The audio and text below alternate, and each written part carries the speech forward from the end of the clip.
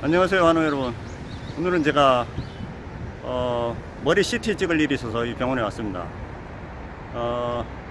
이곳은 제가 12년간 근무했던 곳입니다. 제 청춘을 바친 곳. 저는 이제 2016년도에 비강암 수술을 여기서 한 이후로 이제 1년에 한 번씩 CT를 찍거든요. 그래서 오늘 CT 찍는 날이라서 왔고, 이제 와서 조영제 CT를 찍게 되는데, 이제 조영제 쓰는 김에 이제 폐 CT도 같이 이제 처방을 받아서 찍을 계획입니다. 제가 기존 영상에서 한번 말씀드렸지만 2015년도에 갑상선암, 2016년도에 비강암, 2018년도에 경부림프절암, 그렇게 이제 치료를, 수술, 방사선 이런 걸 다 이 병원에서, 이 뒤에 보이는 집 병원에서 했습니다. 그런데 작년에 폐암 걸리고 나서는 이 병원에서 치료를 하지 않고 지금 근무하고 있는 병원에서 치료를 하고 있습니다. 제가 이 병원을 2014년도 말에 퇴직을 했고 2015년도부터 내리 이제 암에 걸렸는데, 기존 치료는 이제 퇴직을 했음에도 불구하고 친정 병원이 이쪽에 와서 다 했죠. 그런데 왜 폐암은 이 병원에서 하지 않았을까요? 그 주제를 가지고 오늘 말씀을 좀 드리고자 합니다. 제가 왜 오늘 오프닝을 이 위치에서 하냐면 사진 하나에 얽힌 재밌는 얘기를 하나 해드리려고요. 이 삼성 이 병원을 검색하시면 이 흔히 뜨는 이미지가 하나 있거든요. 이 이미지가 제가 만든 겁니다. 저기 뒤에 보이시는 암병원이 그때 건립이 됐거든요. 2008년 초에. 그때 건진센터가 저기에 들어섰는데, 건진센터 홍보물의 실을 사진을 찍었습니다. 그때 저랑 같이 근무하던 과장님이랑 저랑 둘이 어떤 기획사를 이제 섭외해가지고, 이제 건진센터가 암병원에 있으니까 암병원을 부각시켜야 되는데, 실제 사진은 지금 보시다시피 암병원이 저기 뒤에 거의 안 보입니다.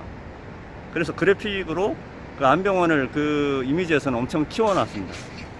그래서 실제 사진과는 조금 다른 이미지가 됐는데, 근데 의외로 그게 반응이 좋아가지고 그게 건진센터에서 쓰다가 이제 나중에는 병원 대표 이미지가 돼버렸죠. 갑자기 옛날 생각이 나네요. 그때 같이 저랑 이걸 만들었던 그 과장님도 지금은 병원을 나와서 차병원 그룹의 차움이라는 건진센터 있거든요. 강남에 엄청 큰 건진센터, 거기로 가셨고, 저도 나왔고. 혹자는 왜 이 좋은 병원을 나오냐 이렇게 말씀하시는 분들 있을 수 있는데, 뭐 100명이 입사해가지고 그 100명이 다 정년까지 갈 수 있으면 참 좋겠죠.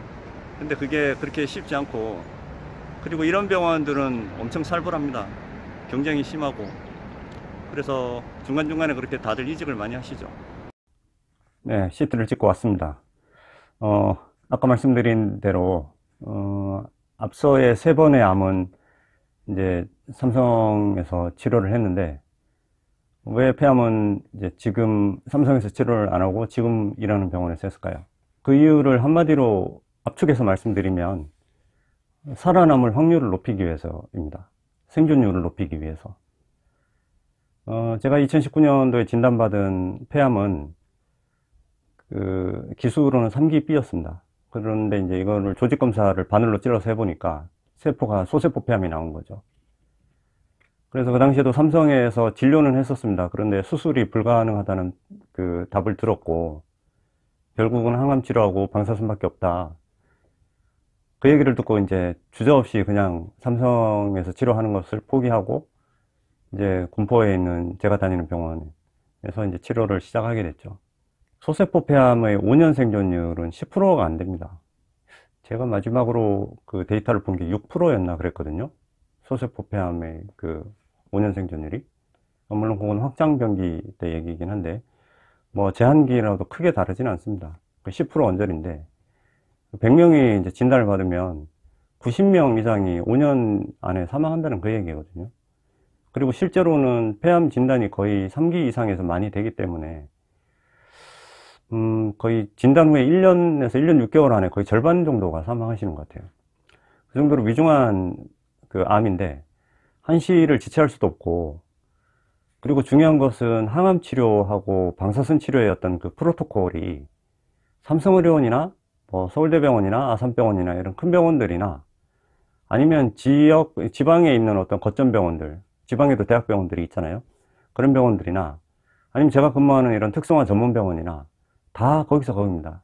어느 정도 정해진 그 틀이 있고 거기서 크게 벗어나지 않기 때문에 저는 주저없이 이제 제가 근무하는 병원에서 치료를 하기로 선택을 한 거고, 그리고 거기에 부수적으로 더해서 어떤 그 위중한 암일수록 진행이 엄청 빠르기 때문에, 특히 폐암은 그렇죠. 폐암뿐만이 아니고 뭐 췌장암도 그렇고 담도암도 그렇고 간암 3기 이상도 그렇고 진행이 어마무시하게 빠릅니다. 다른 암종에 비해서.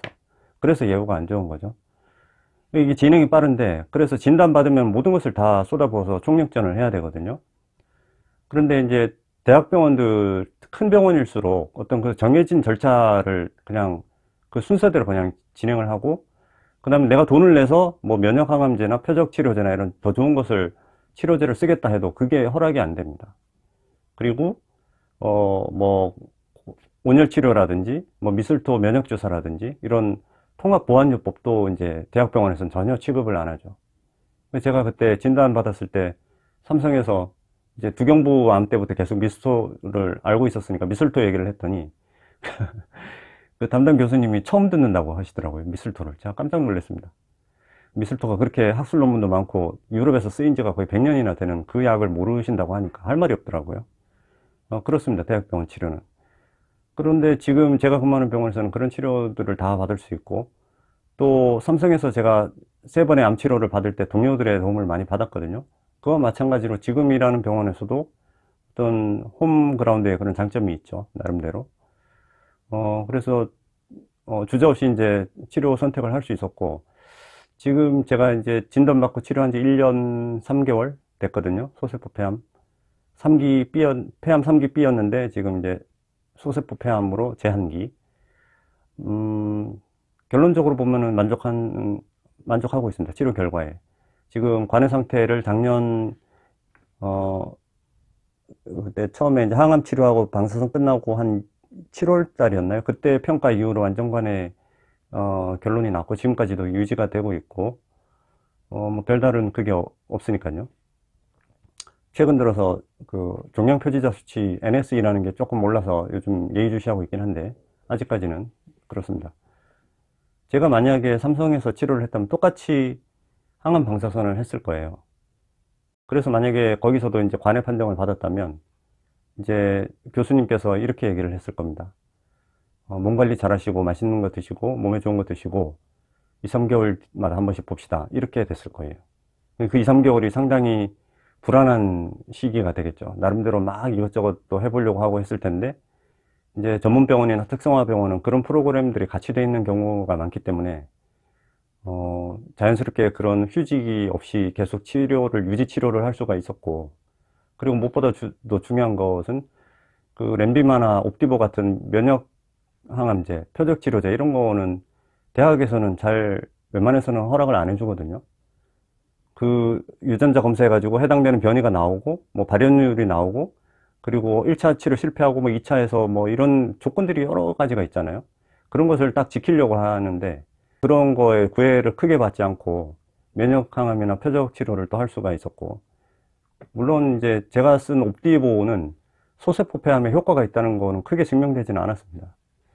그렇지만 항종양 작용 그런 게 있기 때문에 보편적으로 그냥 쓸 수 있지 않을까. 그리고 제 주치가 그 경험적으로 옵디보와 렌비마 같은 표적 항암을 섞어서 했을 때는 그 효과가 훨씬 더 좋다는 그것을 경험적으로 알고 있기 때문에 저도 그 의견을 믿고 이제 따라서 그 치료 계획에 동참을 한 거고, 그렇습니다. 근데 만약에 1기다, 2기 초다 해서 수술이 가능하다, 그러면은 뭐 대학병원 치료가 나쁘지 않습니다. 수술이란 거는 어떤 약물 사용의 프로토콜처럼 정해진 게 아니고 사람의 어떤 손재주를 조금 타기 때문에 아무래도 대형 병원에서 많은 수술을 경험해 본 경험이 많은 의료진이 훨씬 더 조금 수술 성공률이나 이런 게 높겠죠. 물론 방식이나 이런 거는 다 거기서 거길 텐데 어떤 노하우나 이런 게 축적돼 있고, 또 수술을 혼자 하는 게 아니고 그 팀으로 하는데 그 수술팀의 숙련도라든지 이런 것이 대학병원들이 조금 더 이제 숙련도가 있기 때문에 수술을 할 수 있다 그러면은 대학병원 치료가 나쁘지 않습니다.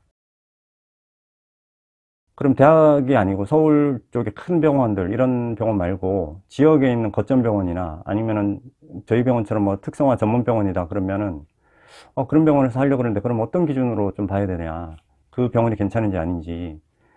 이건 뭐 나중에 제가 또 기회가 되면 한 번 더 영상을 만들 텐데, 일단 그 병원이 보건복지부나 심사평가원 같은 데서 그 인증을 받았는지, 그 의료기관 인증평가가 있거든요. 그 인증에서 그 적절한 그 평가를 받았는지, 그거를 일단 보셔야 되고, 두 번째로 혈액종양내과 같은 경우에 각 분야별로 뭐 두경부암이면 두경부암, 폐암이면 폐암, 뭐 위대장암이면 이렇게 소화기암, 이렇게 분야가 있거든요. 그래서 최소한 구색이 갖춰지고 어느 정도 실력이 축적된 병원이라면 혈액종양내과가 분과별로 이렇게 해가지고 의료진이 한 4~5명 이상 돼야 됩니다. 그래야지 그게 제대로 된 그 치료가 가능하다고 생각하는데, 어떤 병원 보면은 이제 혈액종양내과 담당하시는 분이 1명 혹은 2명 이렇게 그 한두 분이서 모든 뭐 백혈병부터 시작해서 모든 암을 다 이렇게 하시는 병원이 있거든요. 물론 그런 병원이 실력이 없다고 한다기보다는 뭔가 조금 전문화된 그런 느낌이 없잖아요. 그리고 사기암으로 갈수록 원발암에서 떠나서 막 여기저기 막 전이가 되잖아요. 그러면 이제 분과에 뭐 구분 없이 막 다 섞이게 되는 겁니다. 그럴 경우에 의사결정을 각 전문가들과 분야별 이제 전문가들하고 이렇게 협의를 해가지고 의사결정을 하려면 그 정도의 한 4~5개 과로 이렇게 혈액종양내과가 구분되어 있어야 되지 않나. 그럴 경우에는 대학병원하고 큰 그게 치료 계획에 차이가 없을 거라고 저는 생각하고, 또 경험적으로도 그렇게 알고 있습니다. 제가 예전에도 한번 다른 영상에서 말씀드린 적이 있는데, 이제 집 근처나 아니면 인근에 좀 왕래가 편한 그 전문병원 한 곳을 정하셔가지고 면역치료, 유지요법, 통합적인 치료, 이런 것을 좀 곁들여서 같이 하시기를 좀 권유드립니다. 그래야지 치료 성공률이 높아지고, 그렇다고 또 어떤 자기들만의 비법이 있다, 뭐 비방이 있다, 이런 조금 잘 알려지지 않은, 그리고 그 결과를 좀 예측하기가 어려운 그런 치료 말고요. 이미 논문이나 학술적으로 다 증명이 돼 있는 뭐 온열치료라든지 미술토나 자닥신 주사들, 그 다음에 그 비타민 고용량 요법이라든지, 그 다음에 이뮨셀 같은 이런 주사도 가능한 그런 병원을 찾으시고, 그렇게 해서 주치료와 부치료를 같이 가져가셔서 성공률을 높이는 거, 그런 거를 좀 제안드립니다. 모든 대학병원이 그러진 않지만 삼성 같은 경우에는 다른 병원에서 단 한 번이라도 항암 치료를 받으면 전원 자체를 받아주지를 않습니다. 그러니까 다른 병원에서 항암 치료를 한 번이라도 한 상태에서 삼성으로 진료를 옮기고 싶다, 이게 안 되는 거예요.